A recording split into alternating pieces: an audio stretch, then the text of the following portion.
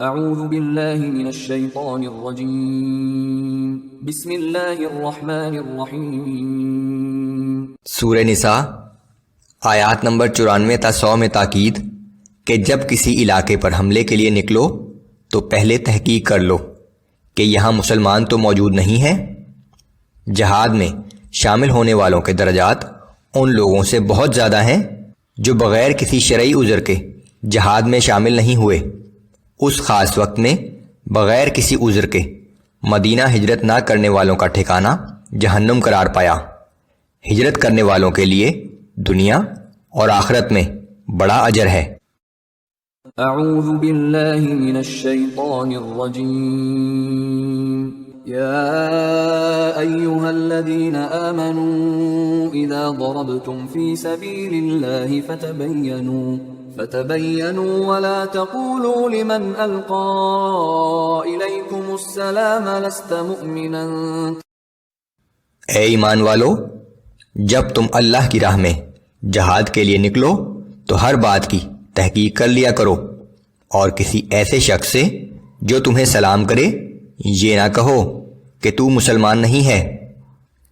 یہ ایک ایسے واقعے کا پس منظر ہے جب ایک غزوہ کے دوران ایک شخص نے کچھ صحابہ کو سلام کیا، لیکن انہوں نے یہ سمجھتے ہوئے کہ یہ کافر ہے اور جان بچانے کے لیے اپنے آپ کو مسلمان ظاہر کر رہا ہے، اسے قتل کر دیا۔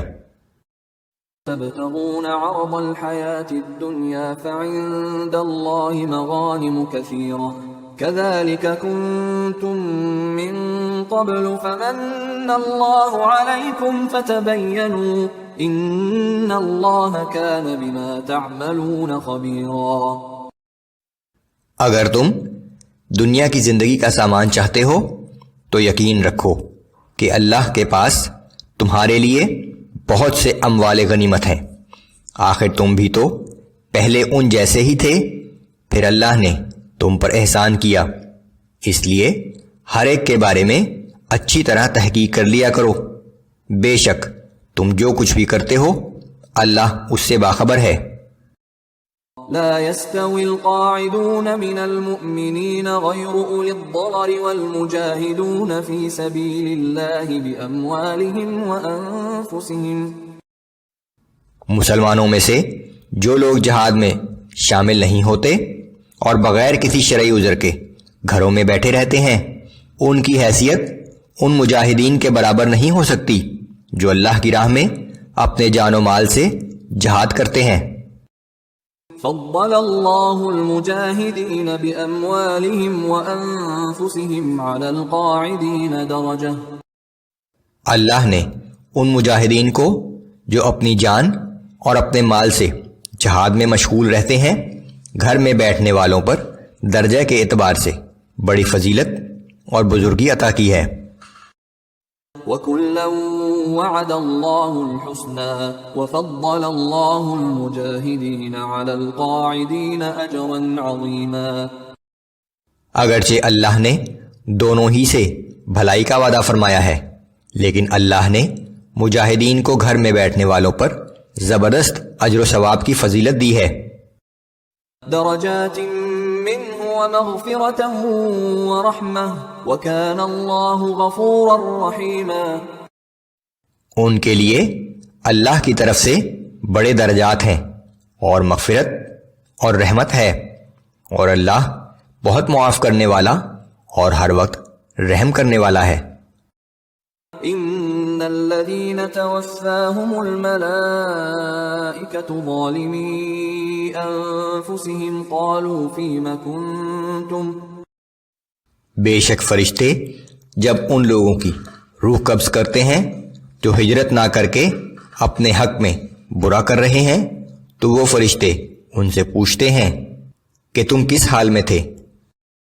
قالوا كنا مستضعفين في الارض۔ وہ جواب دیتے ہیں کہ ہم اس سرزمین میں کمزور و بے بس تھے۔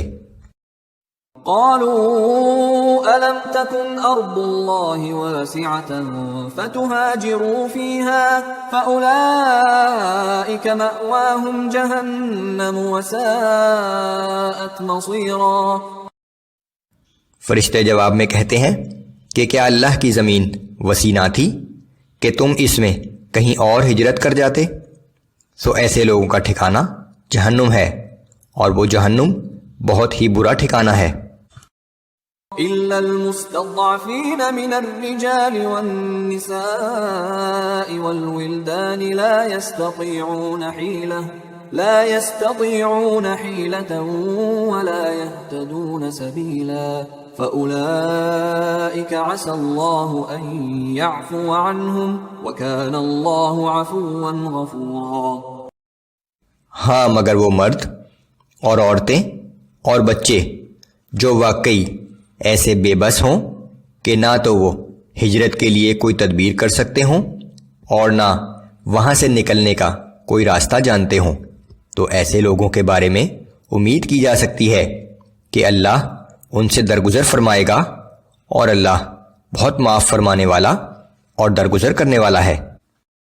ومن يهاجر في سبيل الله يجد في الأرض مراغما كثيرا وسعة، اور جو کوئی اللہ کی راہ میں ہجرت کرے گا تو وہ زمین کو پناہ کے لیے بہت وسیع پائے گا اور روزی میں کشادگی پائے گا۔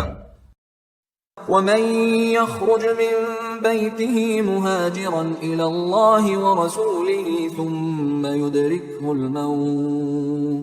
ثم يدركه الموت فقد وقع أجره على الله وَكَانَ اللَّهُ غَفُورًا رَحِيمًا۔